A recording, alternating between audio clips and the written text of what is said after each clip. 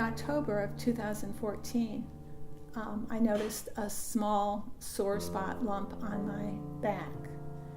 And I went to the doctor. They told me it was a lipoma, which is nothing but a fatty tissue.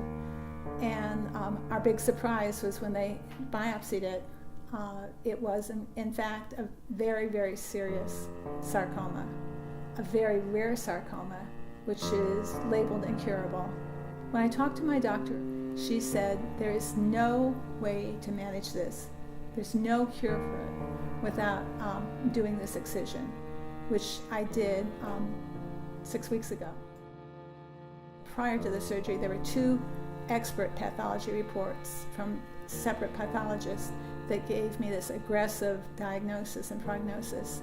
But this time when the pathology report came back, all the cancer cells had died. There was no living cancer in my body. And what else can you say but thank you, God, it's a miracle. I guess you have something else in store for me. I think that I was brought to my knees at the time of my divorce. I was a single mom with 3 small children that were 4, 6, and 8.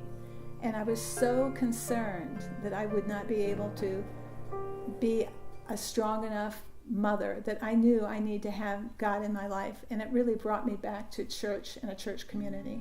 My family that at that time was somewhat fractured, and it brought us all together. And we realized how much we truly love one another. And that was a great blessing in my life. But God was always there, and the church community was there, and I felt like I wasn't alone in parenting. And there's no doubt in my mind if I hadn't chosen that route, that the outcome would have been very different. I had so many prayers that supported me. I knew I had easily hundreds of people praying for me. And I felt confident that God was with me this time also with this disease. And I wasn't worried. He took my anxiety away from me. And I'm sure that the prayers of many and my small group community at Gainesville First United Methodist Church prayed for me and laid hands on me. And I had a firm conviction that the cancer was gone. I think in this journey, what's helped me the most is to focus on today with faith in God. I approached it with, can I do this day? And can I be successful in doing God's will this day? I always knew I could.